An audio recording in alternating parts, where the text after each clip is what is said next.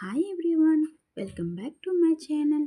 ఈరోజైతే మా స్టూడెంట్స్కి శారీ హ్యాంగర్ ఫోల్డింగ్ కోసం అయితే ఎక్స్ప్లెయిన్ చేయడం అనేది జరిగింది.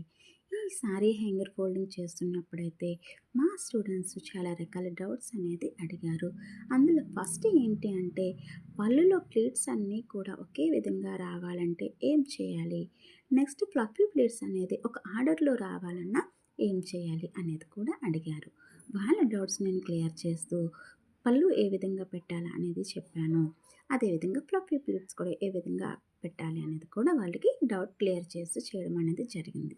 నా వీడియోస్ కానీ మీకు యూస్ఫుల్గా ఉన్నట్టుగైతే ప్లీజ్ లైక్, షేర్, సబ్స్క్రైబ్ చేయండి. ఇటువంటి వీడియోస్ మరిన్ని కావాలన్నా కామెంట్ చేయండి అండ్ సబ్స్క్రైబ్ కూడా చేయండి.